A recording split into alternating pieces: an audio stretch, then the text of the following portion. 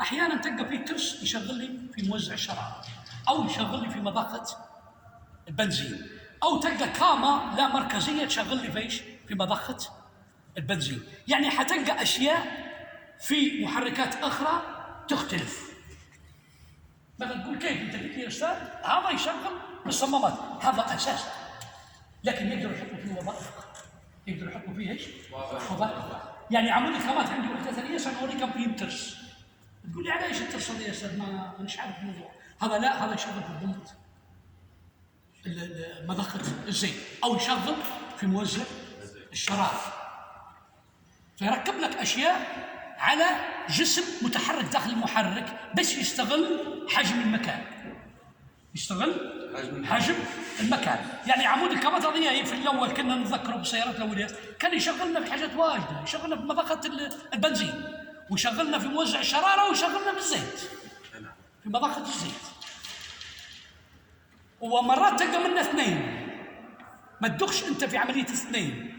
الفي محركات الفي اللي هن تلقى فيه اثنين راس محرك، ما تدخش فيها.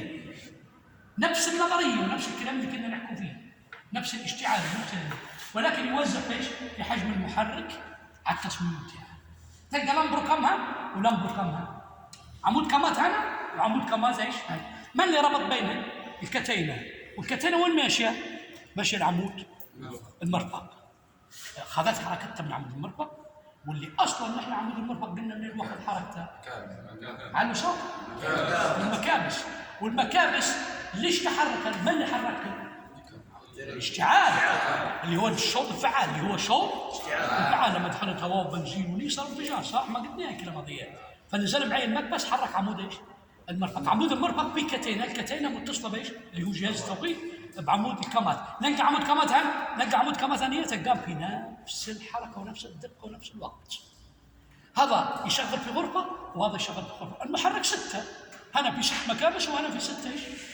مكابس. نبي خلينا على عمود واحد ومستقيم، لا، في تصميم يقدر المهندس ربما يدير لك صغير كيان، لكن فيه ايش؟ يحرك لك 6 ايش؟ 6 مكابس او 8، 4 هنا و4 هنا، زي الرانج روفر اللي عندنا غادي، 4 مكابس هنا و4 مكابس هنا. فيبقى ما يغيرليش المعلومه بتاعي. نفس اللمبر كام هذا، نفس اللمبر كام هذا، اخوه تو يتحرك فين الكتين، نستلم حركتها منين؟ من عمود المرفق، عن طريق نعود فيها نبدي ليش؟ للحفظ. نعود فيها ليش؟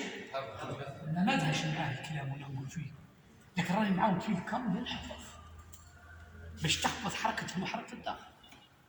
ما عادش نغيرك الشكل. هو نحن بشر، كلنا بشر، صح؟ طويل، قصير، سمين، رقيق، صح؟ كذلك المحركات، لكن الوظيفة كلها واحدة، وظيفتنا كلها واحدة. هذا عنده عيون، وهذا عنده عقل، وهذا عنده مخ، وهذا عنده رجلين، وهذا عنده يدين. فالمحركات تلقاها راها نشكل طوال صار، لكن الهدف الميكانيكي بتاعها في الداخل جوا واحد، اللي هو الدورة الرباعية. اللي هو الدورة الرباعية. وش تبي الدورة الرباعية؟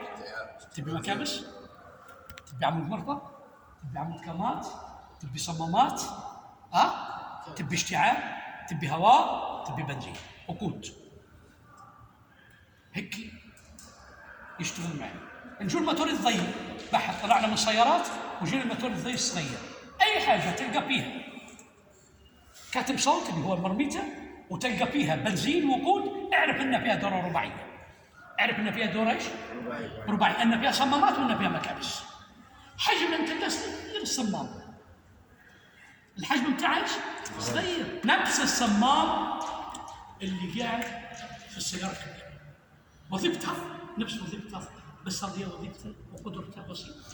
هيدروليك صغير، المكبس تلقى صغير زي الرويش، صح؟ وهذا هي المكبس كبير، لكن الوظيفه واحده. جيت واحد يكون فيها كتنوين، تقدر تشتغل جنب على البلاستيك. هذا الحركه هذا باش تحرك الكاميرا، باش تحرك ايش؟ البلبه. تلقى شمعه واحده، تلقى شمعه واحده، لكن راهي من جوا نظريه اشتعال اللي نحكوا فيها نحن، اللي هي الاشواط الاربعه، اللي هي الاشواط الاربعه، اللي هو شوط ايش؟ سحب ايش؟ الهواء والبنزين بنسبة 1 إلى 15 تقريبا. وبعدين شوط ايش؟ الضغط. وبعد شوط الضغط ايش عندنا؟ الضغط في شوط الضغط شنو الصمام المفتوح؟ سكرات. لأن بنحكم الضغط وين؟ في غرفة الاحتراق. بعد شوط الضغط ايش عندي؟ اشتعال. شوط الاشتعال شنو الصمام المفتوح؟ ايش الصمام المفتوح؟ نبي نحكم الانفجار داخل غرفة الاحتراق. بعدها يجيني شوط الطرد، لكن قبل شوط الطرد الشوط الاشتعال يندفع المكبس الاسفل، يحرك عمود ايش؟ المرفق. عمود المرفق يبدا يحرك الكتين، والكتين تحرك الصمامات، المحرك يجي باستمرار في الدوره الرباعيه بتاعها. تمام يا شباب؟